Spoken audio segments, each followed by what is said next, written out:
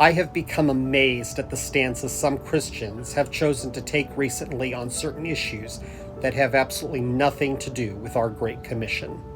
Throughout history, the relationship between Christians and their governments have experienced periods of tension.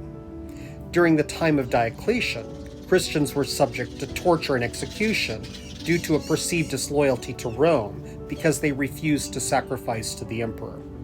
In the Dark Ages, Christians such as the Waldensians suffered persecution from the Holy Roman Empire because they wouldn't adhere to papal supremacy. In the mid-1700s, American Christians grappled with the tension between obeying the government and desiring independence to worship and govern as they deemed suitable due to rising despotism from the British Crown. In the mid-1800s, the pressing issue became the morality of slavery and temperance. In the 1900s, the hot-button issues touched at the heart of moral sensibilities and scriptural counsel on areas like women's rights, the changing societal norms on sexuality, and the debate on the sanctity of life. A society's hot-button issues are often embroiled in emotion with rhetoric running high.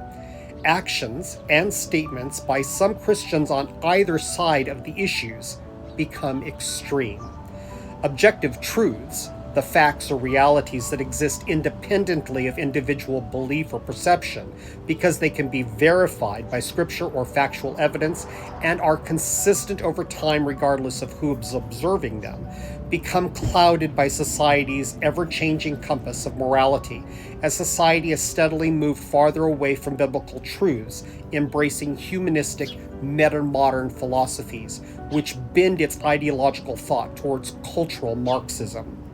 It is essential to remember that government is from God, who exercises absolute authority in heaven and earth, as exemplified by Jesus' statement in the Lord's Prayer. Scripture also clearly indicates that God alone establishes kingdoms, he sets up rulers, and determines their limits and boundaries.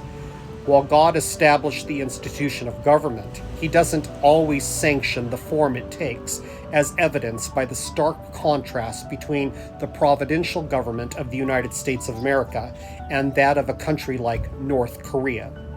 Christ's injunction to the church was to render to Caesar the things that belong to Caesar, and to God the things that belong to God. Simply put, Caesar governs the civil, and God governs the moral.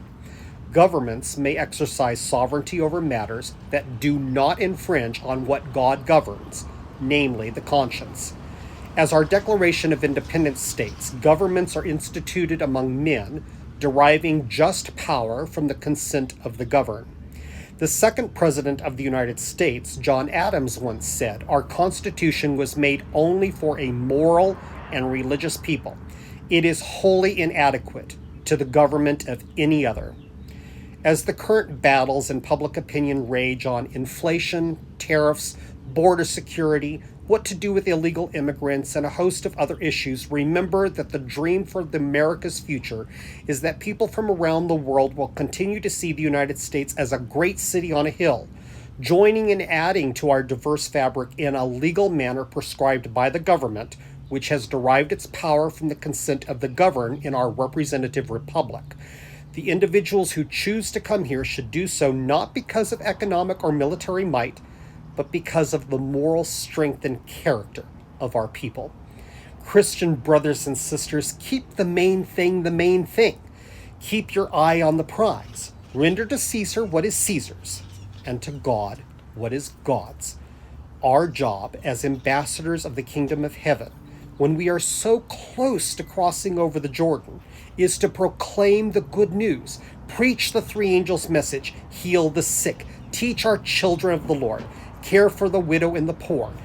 This is vastly different from being a modern social justice warrior.